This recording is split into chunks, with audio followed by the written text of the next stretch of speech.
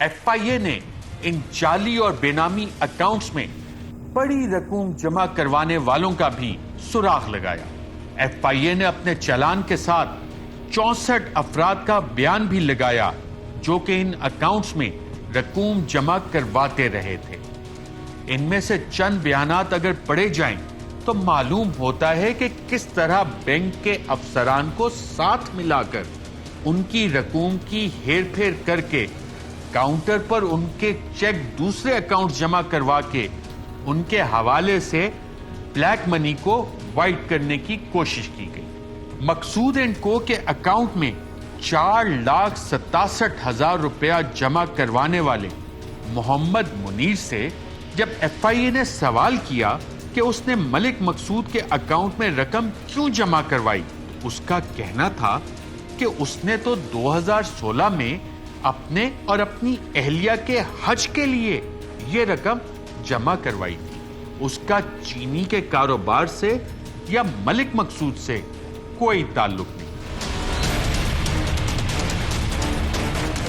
اقرار حسین کے اکاؤنٹ میں 2014 میں 10 لاکھ جمع کروانے والے ارشاد احمد کا کہنا تھا کہ اس کو بینک مینیجر نے کہا تھا کہ ایک نان فائلر پارٹی کے اکاؤنٹ میں 10 لاکھ جمع کروا دے، وہ اس کی جگہ چیک لے کر رکھ لے، اور اس نے ایسا ہی کیا۔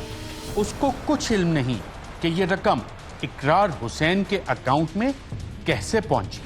محمد بشیر نامی ایک شخص کی جانب سے 2012 میں 9,29,000 روپیہ اظہر عباس کے اکاؤنٹ میں ٹرانسفر ہوا تھا۔ ایف آئی اے کے پوچھنے پر محمد بشیر نے بتایا کہ وہ ایک جوتوں کی دکان چلاتا ہے اور ایم سی بی بینک کے اس وقت کے مینیجر نے اس کے چیک کو اس اکاؤنٹ میں جمع کروا دیا تھا۔ اس کو اظہر عباس کے بارے میں کوئی علم نہیں۔ اسی طرح ایچ بی ایل میں اکاؤنٹ رکھنے والے نعیم اختر جو کہ ایک الیکٹرک سٹور چلاتا تھا، اس کے اکاؤنٹ سے 2 لاکھ 2017 میں مقصود اینڈ کمپنی کے اکاؤنٹ میں ٹرانسفر ہوا۔ اس کے بارے میں ندیم اختر کا ایف آئی اے کے سامنے کہنا تھا کہ بینک کے سٹاف نے یہ کیا اور اس کو اس بارے میں کوئی علم نہیں۔ شاہ زمان نامی ٹائر ڈیلر کے اکاؤنٹ سے 2017 میں 5 لاکھ روپیہ بھی مقصود اینڈ کمپنی کے اکاؤنٹ میں جمع ہوا۔ جب ایف آئی اے نے شاہ زمان سے پوچھا تو اس کا کہنا تھا کہ 5 لاکھ روپے کا چیک اس نے جان ٹائر ڈیلر کو ٹائر خریدنے پر دیا تھا۔ اس کو علم نہیں کہ یہ چیک اس اکاؤنٹ میں کیسے آیا۔ اسی طرح سید ناصر عباس نامی شخص نے بھی مقصود اینڈ کو نامی کمپنی کے اکاؤنٹ میں 2017 میں 5 لاکھ روپیہ جمع کروایا۔ ایف آئی اے کے سوال کرنے پر ناصر عباس کا کہنا تھا کہ اس کا ٹورزم کا کاروبار ہے اور یہ 5 لاکھ کا چیک ہوٹل مینجمنٹ کے کہنے پر مکہ اور مدینہ میں ہوٹل کے کمرے بک کروانے کے لیے اس اکاؤنٹ میں جمع کروائے تھے۔ اسی طرح ابوا انٹرنیشنل ٹورز کے مالک ناصر خان نے بھی ایف آئی اے کو یہی بیان دیا کہ 2017 میں مکہ اور مدینہ میں ہوٹل بک کروانے کے لیے مقصود اینڈ کمپنی کے اکاؤنٹ میں 10 لاکھ روپے ٹرانسفر کیے اور اس کا اس کمپنی سے کوئی تعلق نہیں۔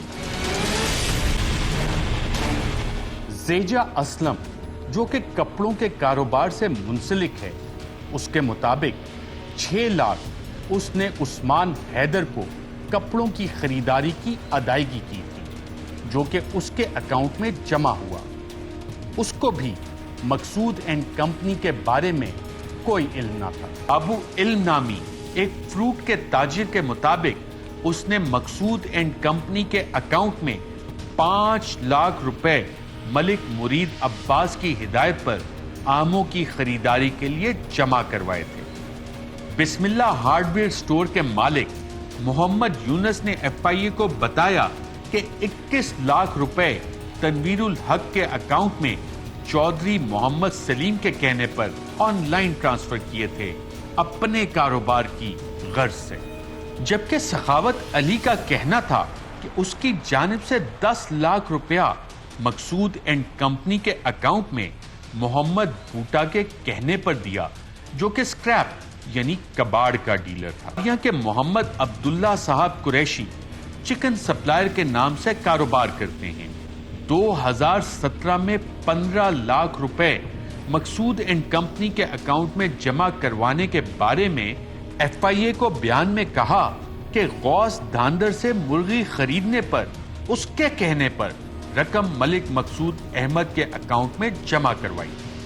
इसी तरह रबड़ के सप्लायर मोहम्मद इमरान ने बताया कि 10 लाख रुपया उसको मोहम्मद अरशद ने दिया, जो कि चेक की सूरत में उसको वापस किया गया और वो मकसूद एंड कंपनी के अकाउंट में जमा कर दिया गया। तारिक सुहेल नामी ड्राई फ्रूट डीलर के मुताबिक मकसूद एंड कंपनी के अकाउंट में 4,50,000 ड्राई फ्रूट की खरीदारी के सिलसिले में दिया गया। मोहम्मद मोइद नामी मियां डेयरी फार्म के मालिक का कहना था कि डेयरी फार्म के लिए वो पंजनद वंडे वालों से फार्म के लिए वंडा लिया करता था और 19 लाख मकसूद के कहने पर पंजनद वंडे के कहने पर जमा करवाए। इसी तरह लाहौर के फरहत अली ने 5 लाख मलिक मकसूद की फ्रंट कंपनी मकसूद एंड को में जमा करवाया था। FIA के सवाल करने पर जवाब दिया कि वो आर्टिफिशियल ज्वेलरी बनाता है और ये 5 लाख कारोबारी अदायगी की गई, उसका चीनी या गन्ने के कारोबार से कोई ताल्लुक नहीं। ऑक्सीजन सिलेंडर के डीलर मोहम्मद हयात का कहना था कि उसने 5,44,000 का चेक ऑक्सीजन सिलेंडर की मद में दिया था। मकसूद एंड कंपनी के अकाउंट में कैसे आया मालूम नहीं। यानी गाड़ियों के डीलर मोहम्मद जावेद इकबाल का कहना था कि 11,91,000 का चेक गाड़ी की खरीदारी के सिलसिले में दिया गया, मालूम नहीं मकसूद एंड कंपनी के अकाउंट में कैसे आया। इसी तरह के बहुत से बयानात हैं जो कि FIA ने दौरान तहकीकात हासिल किए। इन तमाम जाली और बेनामी अकाउंट्स में हर किस्म के अफराद ने रकूम जमा करवाई। हज करने वाले, मक्का मदीना में होटल बुक करवाने वाले, भैंसों के लिए वंडा खरीदने वालों ने भी इन अकाउंट्स में रकूम जमा करवाई और सवाल करने पर अपने कारोबार का बताया और कहा कि इल्म नहीं कि किस तरह ये रकूम उन अकाउंट्स में जमा हुई।